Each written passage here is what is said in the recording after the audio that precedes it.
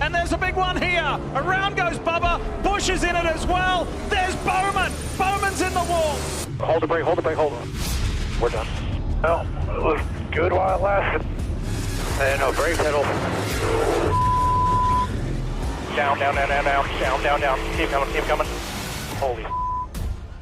Bubba Wallace stood in the heart of Daytona, and what followed was a storm nobody saw coming. Within 48 hours, what was supposed to be a thrilling finale to the regular season turned into something heavier, something that couldn't be measured by lap times or stage points. At first, it looked like just another dramatic crash in a high-speed race, but almost immediately it grew into something more, a growing tension within a team that had once looked solid. Now, 23-11, racing finds itself under pressure, and the storm inside the garage might be louder than the one on track. You don't often see NASCAR team owners calling out their own drivers. It's rare, it's bold, and when it happens, it makes headlines. But that's exactly what happened after the chaos at Daytona. Denny Hamlin, both a driver and co-owner at 23-11, had some sharp words about what unfolded, and it involved his own driver, Bubba Wallace. It all began with a move on the track, a high-speed, high-stakes decision. Wallace went for a gap that many believe just wasn't there.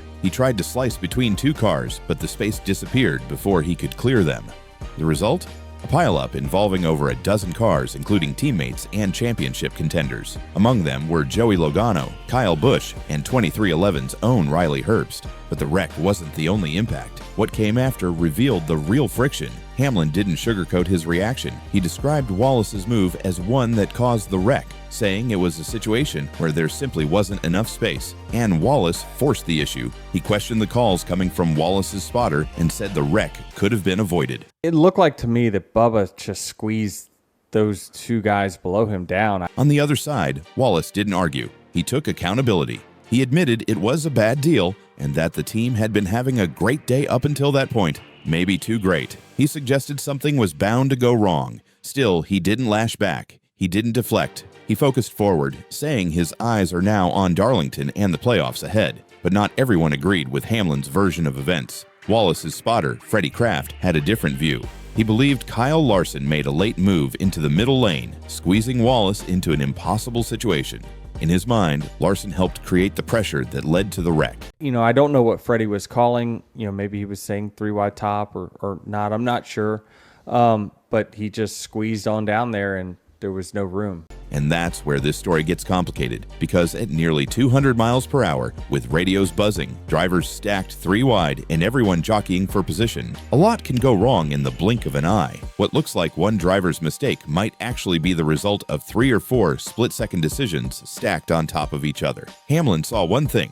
Wallace admitted fault. Kraft saw something else. And fans, well, they saw it all unfold in real time, frame by frame, from every angle.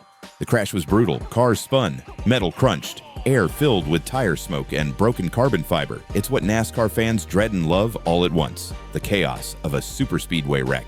But behind the scenes, it was more than sheet metal. It was about trust, communication, and what happens when both break down at the worst possible moment. Let's take a closer look. Hamlin's argument was that Wallace forced a move he couldn't make, that he didn't have the clearance, and that even though Larson was close, he wasn't the reason the wreck happened. In his eyes, it was simply a driver error. Kraft pushed back by suggesting Larson's presence created the pinch, forcing Wallace into a tight window where any move would have resulted in contact. Wallace's own words showed frustration and regret, but he didn't blame anyone else. He said it was just a tough moment in a wild race, that he hated what happened, that he had to move on. That's the kind of maturity fans have seen from him more and more lately. Still, the silence between him and Hamlin spoke louder than anything said in interviews or podcasts. What makes this situation so unusual is Hamlin's role. He's not just another driver, he's the co-owner of the team. That makes this different. Publicly blaming your own driver, especially someone who's in the playoffs, is not something team owners usually do. It's not just a racing call, it's a leadership one. Fans are divided. Some back Hamlin, saying he's being honest, holding his team accountable. Others say he should have handled it in private. That calling out a driver in public, especially one with pressure already mounting, adds fuel to an already hot fire. Wallace didn't retaliate. He didn't return the criticism. He owned his role in the incident and shifted focus to what comes next. But it's clear this moment left a mark on the team, on the season, and maybe even on their relationship. As for Kyle Larson, he wasn't front and center in the fallout, but Kraft's comments brought him into the spotlight anyway. Was he just trying to make a move? Was he the trigger or just a part of the machine? It's hard to say. Racing, especially at Daytona, doesn't happen in isolation. Every car affects the one next to it. And that's the hard part about crashes like this. They're not black and white. They're made of milliseconds and instinct. What's certain is this: the incident put 2311 Racing in a tough spot. Internally, they've got to navigate pressure, public scrutiny, and playoff expectations all at once. They've got to answer the question, can they move on from this and perform when it counts? Wallace says he's focused. He's ready for Darlington. He's not dwelling on the wreck, but that doesn't mean it's gone. The tension still hangs in the air. The fans still talk. The media still speculates. What's next for 2311?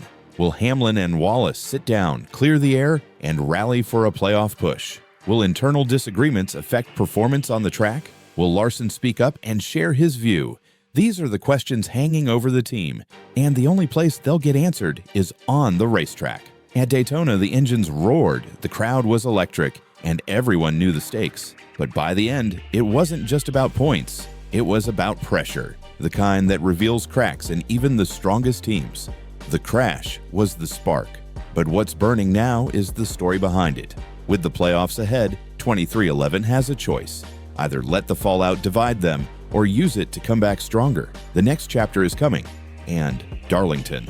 That's where we'll see what this team is really made of.